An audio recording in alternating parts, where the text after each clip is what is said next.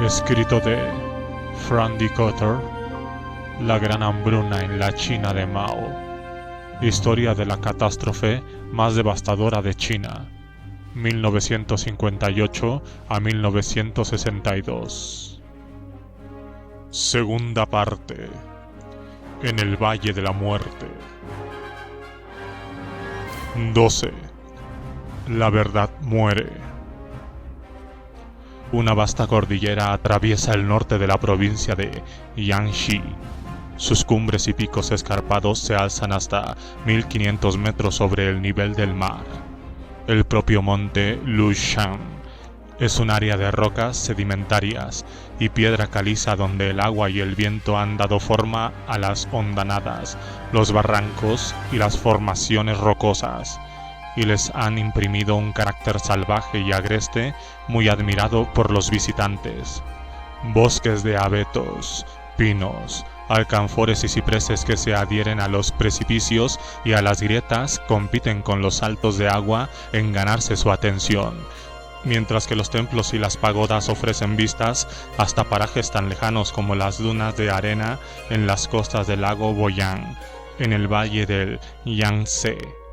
Su clima templado ofrece un reposo muy necesario durante los asfixiantes meses de verano. Antes de la revolución, los europeos acudían a la región para deslizarse en toboganes de montaña y esquiar. Un misionero inglés adquirió el valle de Wulin en 1895 y durante las décadas siguientes se construyeron varios cientos de bungalows con granito blando extraído del valle. Lushan se transformó en sanatorio y residencia de verano para extranjeros. Durante los tiempos en los que China estaba gobernada por el partido Kuomintang, el líder de este, Chiang Kai-shek, se compró una casa de campo en la región. A lo largo de los años 30 pasó muchos años en ella junto con su mujer. Mao se reservó el lugar para sí mismo y decidió mantener el nombre Mansión Meilu, que Chiang en persona había mandado escribir sobre piedra. El presidente inauguró la reunión de Lushan en el día 2 de julio de 1959. Los dirigentes del partido se referían a ella como a una asamblea de inmortales.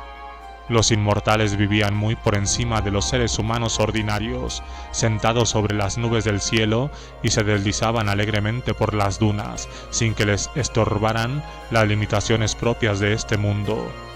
Mao quería que sus colegas se atrevieran a hablar de cualquier tema que quisieran, y él mismo había pensado 18 puntos iniciales de discusión, pero se había enterado de comentarios críticos que había realizado aquel mismo día el ministro de Defensa, Peng Dehuai, y por ello había añadido un 19º punto a su programa: la unidad del partido.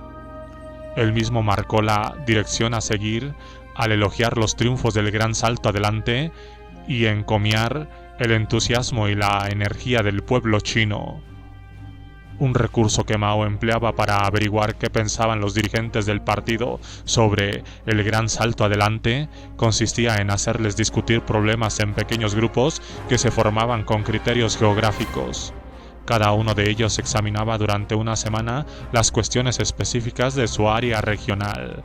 El presidente era el único que se quedaba con una visión de conjunto, porque era el único que recibía un informe diario sobre las reuniones de cada uno de los grupos. A pesar de sus sospechas de que Peng Dehuai planeaba algo, en un primer momento Mao se mostró de buen humor. Había trazado un montón de planes para visitar las cuevas abiertas en la roca, los templos budistas y muchos de los monumentos confucianos por los que Lushan es tan famoso. Los dirigentes locales también organizaban veladas con música y danza dentro de una antigua iglesia católica, seguidas por bailes en los que Mao se veía rodeado de jóvenes enfermeras. Mao las hacía pasar a sus aposentos, fuertemente protegidos por servicios especiales de seguridad. Mao no intervenía, pero los dirigentes provinciales de confianza le entregaban informes que le explicaban cómo se trataba el gran salto adelante dentro de cada uno de los grupos. Muchos de los participantes creían que el Congreso de Lushan serviría para impulsar la reforma económica porque los problemas del gran salto adelante ya se habían discutido en reuniones anteriores y se habían adoptado algunas medidas para contener una situación que empezaba a escapar de todo control. Con el paso de los días, la ausencia de toda intervención por parte del presidente y la intimidad de los pequeños grupos incitó a algunos de los dirigentes a hablar cada vez más abiertamente sobre el hambre, las cifras de producción inventadas y los abusos de los cuadros en las zonas rurales. Peng Dehuai, asignado al grupo del noroeste, se mostró muy franco y en varias ocasiones culpó a Mao por la dirección del gran salto adelante. Todos nosotros tenemos una parte de responsabilidad, incluido Mao Zedong. El objetivo de 10,7 millones de toneladas de acero fue fijado por el presidente Mao. Así que, ¿cómo quiere librarse de toda responsabilidad? Pero el silencio del presidente no equivalía a la aprobación, y el disgusto de Mao era cada vez mayor. Creía que los límites dentro de los cuales tenía que transcurrir la discusión no se respetaban y algunos de los dirigentes centraban su discurso no ya en los fallos de la colectivización, sino en la parte de culpa que le correspondía a él por esos fallos. Mao volvió a hablar el 10 de julio. Convocó a los dirigentes regionales y declaró frente a todos ellos que los éxitos del año anterior superaban con creces a los fracasos. Se valió de la metáfora que había consagrado en el Congreso de enero de 1958 en Nanning. ¿Verdad que todo el mundo tiene 10 dedos? Podemos contar 9 de esos dedos como éxitos y tan solo uno de ellos como fracaso. El partido podía resolver sus problemas, pero tan solo por medio de la unidad y de una ideología compartida. Explicó que la línea general era totalmente correcta. Liu Shaoqi intervino para decir que los escasos problemas que se habían presentado se debían a la falta de la experiencia. ¿Acaso no había que pagar siempre unas tasas de matrícula por los estudios? Zhou Enlai añadió que el partido era rápido en descubrir los problemas y experto en resolverlos. El presidente concluyó: la situación general es excelente. Tenemos muchos problemas, pero nuestro futuro es brillante. Después del discurso de Mao se hizo el silencio, pero no todo el mundo estaba dispuesto a callarse. La obstinación del ministro de Defensa, Peng Dehuai, era bien conocida. Peng había regresado a su hogar en Xiangtan, Hunan, la misma región donde había crecido Mao, y había hallado abusos y sufrimientos en todos los lugares, desde los granjeros obligados a practicar la siembra de gran densidad hasta los cuadros que demolían casas en el marco de la campaña por el hierro y el acero. Había visitado una residencia para ancianos y un jardín de infancia, y no había visto nada más que miseria, niños cubiertos de andrajos y viejos acurrucados sobre las esteras de bambú durante el gélido invierno. Aún después de su visita, no dejó de recibir cartas de su ciudad natal que le hablaban del hambre que se había generalizado. Peng estaba muy afectado por lo que había visto en el campo y tenía serias esperanzas de poder tratar los fracasos del gran salto en Lushan. En aquellos momentos tenía miedo de que la reunión se transformara en una mera formalidad en la que se evitaría el tema de la hambruna por deferencia para con Mao. Estaba convencido de que ninguno de los altos cargos tendría valor para hablar. Liu Shaoqi acababa de ascender a jefe de estado. A Zhou Enlai y Chen Yun los habían silenciado un año antes. Su De era un hombre sin apenas pensamiento crítico. El mariscal Lin Biao estaba mal de salud y tenía una comprensión muy limitada de los problemas. Y Deng Xiaoping se mostraba renuente a dar voz a las críticas. Se decidió a escribir a Mao, y la noche del 14 de julio depositó una larga carta en sus aposentos mientras el presidente dormía. Peng Dehuai Era un hombre robusto, de cabeza rapada, con cuerpo de toro y rostro de bulldog. La franqueza con que expresaba sus opiniones a Mao era proverbial. Mao y Peng habían trabajado juntos desde los primeros días de lucha guerrillera en Yinganshan, pero también habían chocado en varias ocasiones, en particular durante la Guerra de Corea. Por aquel entonces, un airado Peng había apartado a un lado al guardia que controlaba el acceso al dormitorio de Mao y había entrado para reprocharle al presidente su estrategia militar. Este sentía una viva aversión por el viejo mariscal.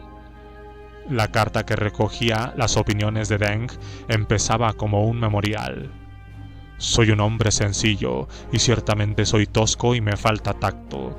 Por esa razón, tendrás que ser tú quien decida si esta carta posee algún valor o no. Por favor, corrígeme si me equivoco. Peng tuvo buen cuidado de loar como era debido los éxitos del Gran Salto Adelante, porque la producción agrícola e industrial se había elevado sustancialmente y los campesinos habían aprendido nuevas técnicas gracias a los hornos de los patios traseros.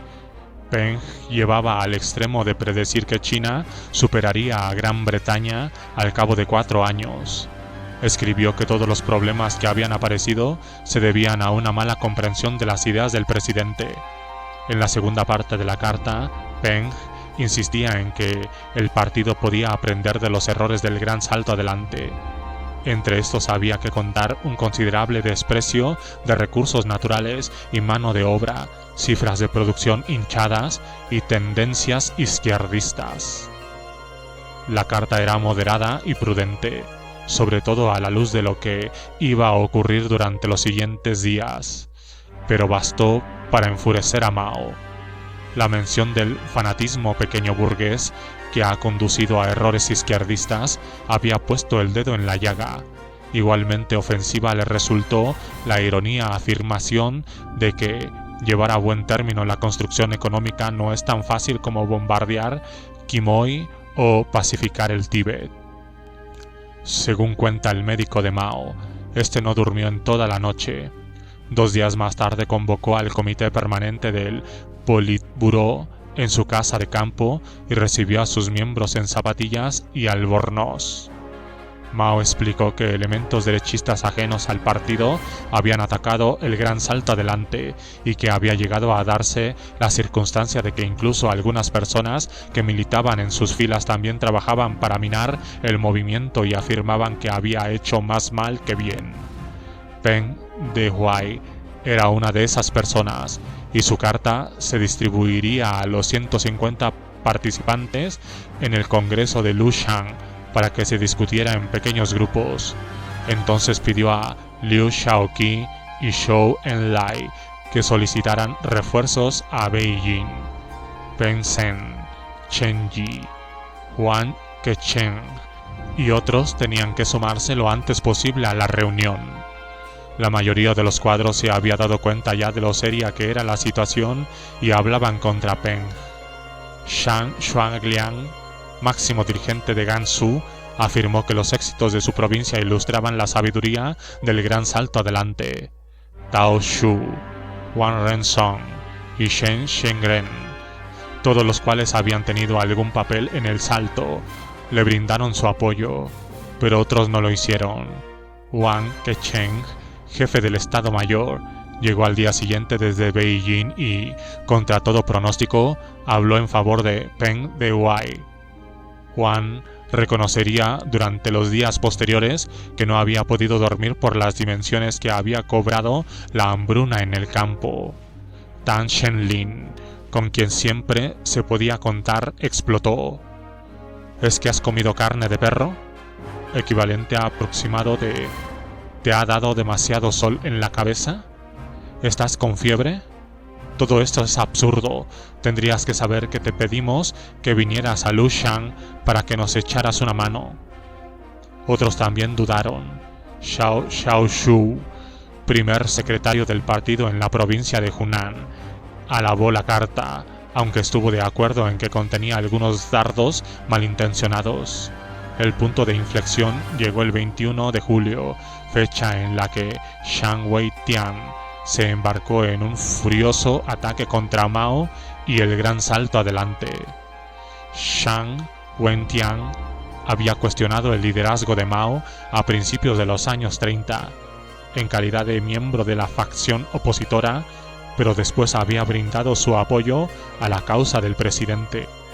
Como viceministro de Asuntos Exteriores, tenía que cargar con responsabilidades notables, y Mao solo pudo entender el apoyo que presentaba a Peng como una alianza entre el Ministerio de Defensa y el de Asuntos Exteriores.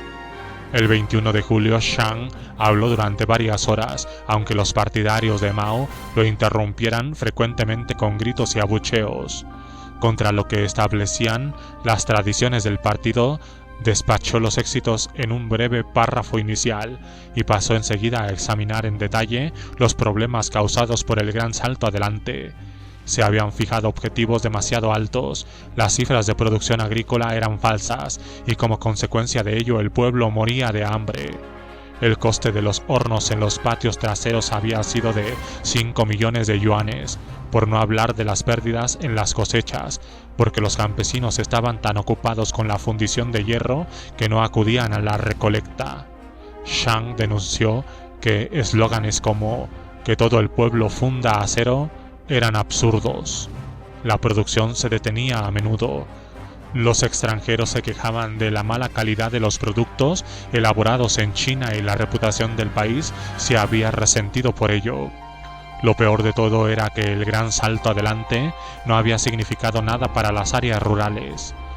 Nuestro país es pobre y todavía en blanco, y el sistema socialista nos brinda la oportunidad de cambiar rápidamente esta circunstancia, pero el país sigue siendo pobre y todavía en blanco.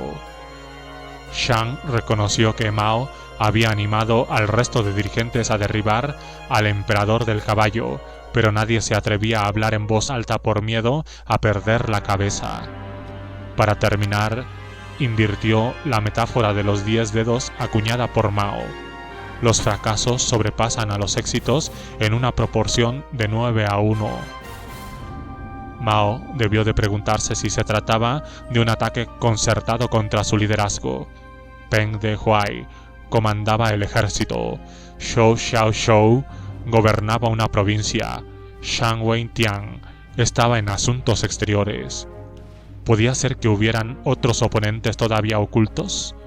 Se había asignado a Peng al grupo del noroeste por su experiencia en la provincia de Gansu, por la que había viajado durante los meses anteriores, y tanto Peng como Zhang comentaban repetidamente los problemas con que se había topado en aquella parte del país. Mientras se desarrollaba la reunión en Lushan, había tenido lugar un golpe en la provincia de Gansu. Después de que Zhang Zhongliang, el hombre que estaba al mando de Gansu, se marchara a Lanzhou para asistir a la reunión de Lushan, el comité provincial del partido se había puesto a las órdenes de su rival Hou Weide.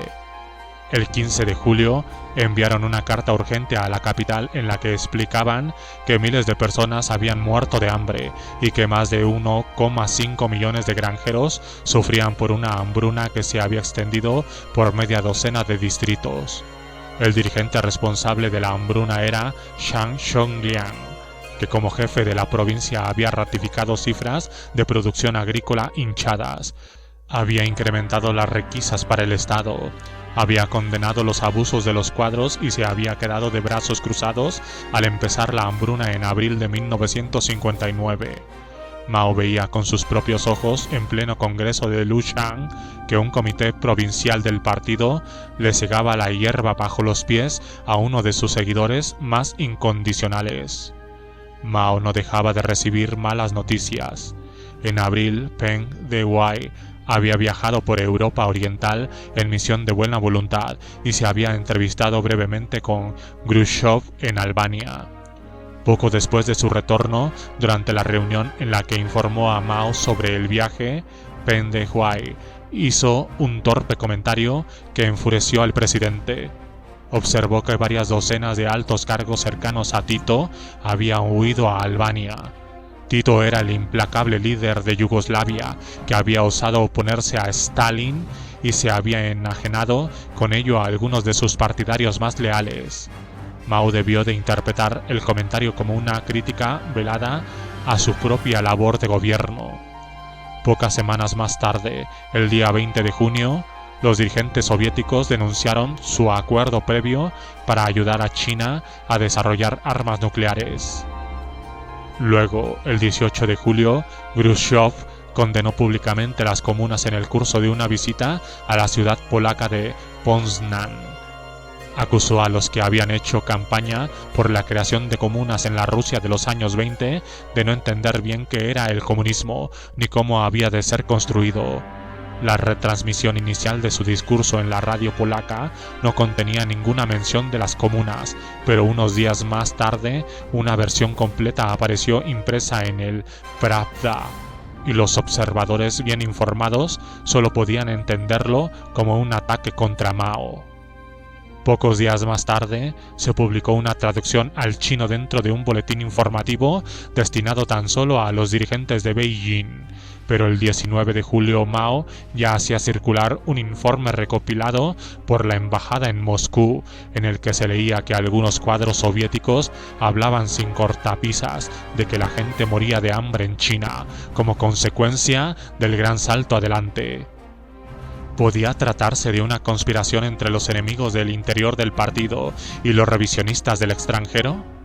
¿Acaso era una coincidencia que Khrushchev hubiera pronunciado su discurso al mismo tiempo que Peng Dehuai y Zhang Weijian atacaban el gran salto adelante? Que Qin Shi, máximo dirigente del partido en Shanghái, se enfureció tanto por la charla de Zhang Weijian que se acercó a Mao y le apremió a responder de inmediato a sus enemigos. Li Jianquan también habló con Mao. Liu Shaoqi y Zhou Enlai conferenciaron con Mao durante la noche del 22 de julio, aunque no se conocen los detalles de lo que se dijo. En una maniobra maliciosa pero astuta, Mao anunciaría una semana más tarde que se había quedado atónito ante la demanda de una mayor libertad de palabra por parte de algunos camaradas. Esta maniobra implicaba también a Liu Shaoqi. Era este quien le había señalado que no se trataba de voces aisladas, sino de una facción que luchaba contra la línea del partido. El 23 de julio, Mao pronunció un discurso largo y farragoso que duró 3 horas, y en el que entremezcló metáforas oscuras con francas amenazas destinadas a amedrentar a sus oponentes. Empezó el discurso de la siguiente manera: habéis hablado mucho, así que ahora podríais permitirme que os dijera unas pocas palabras. ¿Qué os parece? A continuación expresó su rechazo por la carta de Peng Dehuai. Pasó revista a todos los ataques contra el partido desde los tiempos de su fundación y advirtió a sus dirigentes que no debía vacilar en momentos de crisis. Algunos camaradas se hallaban a tan solo 3 kilómetros de distancia de volverse derechistas. Repitió la amenaza que había formulado 3 meses antes en una reunión del partido. Si no me atacáis, yo no os atacaré a vosotros, pero si me atacáis, podéis estar seguros de que entonces sí os atacaré. Y añadió: si todos los problemas de poca importancia que sufren las brigadas tuvieran que publicarse en el Renmin Ribao, diario del pueblo, el siguiente número tardaría por lo menos 1 año en salir. ¿Y cuál sería la consecuencia? El país se derrumbaría, sus líderes serían derrocados. Si esto no puede seguir adelante de la misma manera, me marcharé al campo, me pondré al frente de los campesinos y derribaré al gobierno. Si el Ejército de Liberación del Pueblo no quiere seguirme, entonces encontraré un ejército rojo, pero creo que el Ejército de Liberación me seguirá. Mao aceptó la responsabilidad global por el gran salto adelante, pero también implicó en él a una serie de colegas como Qin Shi, el máximo dirigente de Shanghái, que había sido el primero en proponer una campaña de producción de acero, Li Fuchun, a cargo de la planificación general, Tan Shenlin y Lu Liaoyang, que supervisaban conjuntamente la agricultura, y los máximos dirigentes provinciales, a los que tildó de izquierdistas, independientemente de que la provincia fueran Yunnan, Henan, Sichuan o Hubei. Mao planteó un ultimátum. Los dirigentes tendrían que elegir entre Peng y él mismo, y un error en esa elección tendría consecuencias políticas tremendas para el partido. Todos los que le oían estaban atónitos. Al marcharse con su médico, Mao tropezó con Peng Dehuai, al que le propuso: «Vamos a charlar, ministro Peng». Peng Dehuai estaba lívido. «No tenemos nada de qué hablar, no hablaremos más», le respondió e hizo un gesto como de cortar algo con la mano derecha. El 2 de agosto, Mao inauguró el pleno del Comité Central con un discurso breve pero agresivo que marcó los acontecimientos de las 2 semanas siguientes. Cuando llegamos a Lushan, algo flotaba en el aire, porque algunos decían que no había libertad para hablar abiertamente, que había presión. En ese momento yo aún no entendía de qué iba todo esto. No le encontraba ningún sentido y no entendía por qué me decían que no había suficiente libertad. Ciertamente, durante las 2 primeras semanas aquello pareció una asamblea de inmortales y no hubo ninguna tensión. La tensión apareció luego porque algunos querían libertad de palabra. La tensión apareció porque querían libertad para criticar la línea general del partido, libertad para destruir la línea general del partido.